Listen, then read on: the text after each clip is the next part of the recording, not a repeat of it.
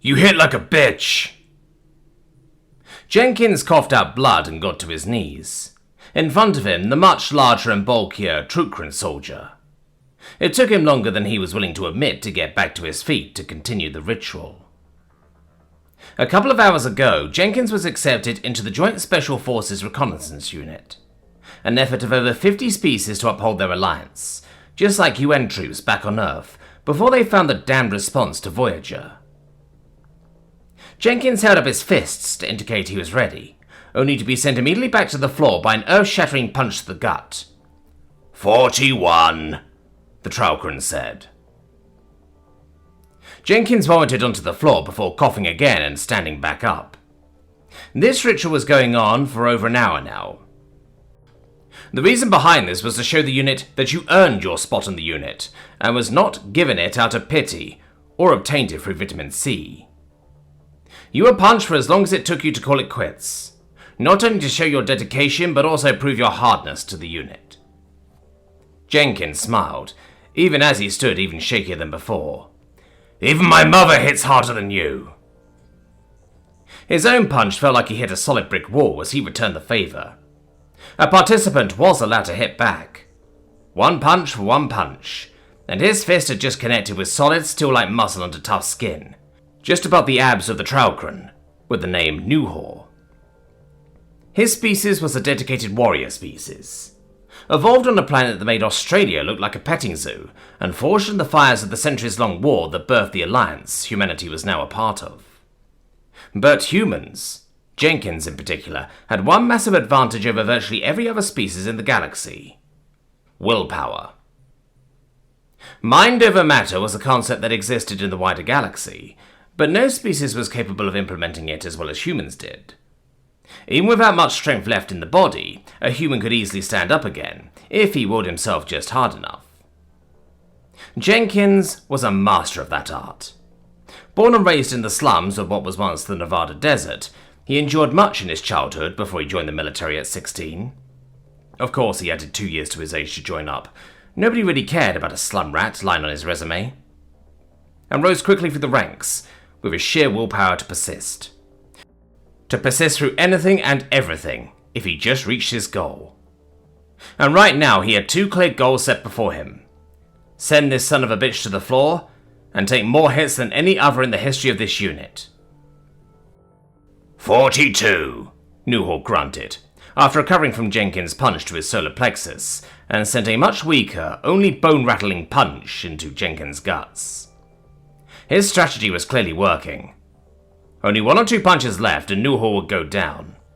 And only 6 more punches until Jenkins had taken 1 more punch than any other newbie since the unit's founding. Jenkins returned the punch, this time without going down, and saw something flicker in the eyes of Nuhor, as his fist connected, again with his solar plexus, just like all the other times. Of course, Jenkins was fighting as dirty as he could against Nuhor. The rules forbade actual dirty tricks, but Jenkins was born and raised in the most crime-ridden and gang-infested city on planet Earth, so he knew how to fight before he could even walk. Over the years, if he was forced into a fair fight, Jenkins developed some ground rules. First, hit always as hard as you can muster. Second, if possible, concentrate every punch on one single area. Third, preferably hit more than your opponent and hit harder. If not harder, then at least faster. So every single punch of Jenkins landed precisely on the solar plexus of what was essentially a green-skinned orc in a spacesuit. Something that made Nuhor flinch after every punch since 15 strikes ago. He was finally concentrated enough force into his body that Nuhor couldn't ignore it any longer. 43. This punch was even weaker than the last. Of course, it still hurt like hell and almost made Jenkins puke again. Against his looks, Nuhor was a smart fella, and adapted Jenkins' tactic after seeing how effective it was. So now it was only a matter of time until one of them would go to the ground and not stand back up. Jenkins knew he would have to send Nuhor down only once.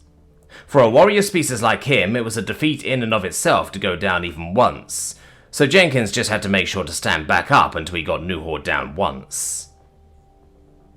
Jenkins clutched his fist and struck again. this time stretching his aching stomach a bit more than anticipated, and yelling in pain, as it felt like hot lava was suddenly poured into his stomach. Before he lost consciousness, he saw Nuhor grunt in pain and go down to one knee, holding his chest and breathing in short, laboured gasps. Jenkins woke up strapped down to the bed inside the med capsule of the unit, with a very pissed off looking Jenna over him. His sister joined the forces as a medic shortly after himself, and insisted to always be put into the same unit as him. Insurance from his twin sister, she called it. Fucking moron, she flatly stated, and gave Jenkins a flick right to the edge of his earlobe. Something that somehow hurt more than the beating he just received from a literal orc. 8 broken ribs, a ruptured liver, burst kidneys. Yes, both of the fucking things were burst open like grapes. And it took me over 10 minutes to find a trace of your spleen for the bioprinter. Not to mention the 2 liters of fucking blood I found in your abdominal cavity. Jenkins just grinned, but he did go down. Another flick, this time to the other ear. Yes, he did, and you almost fucking died. Be grateful that this unit has the best medical equipment the Alliance has to offer, because without even one of the many machines and bioprinters I had to use to save your stupid ass, you would be dead.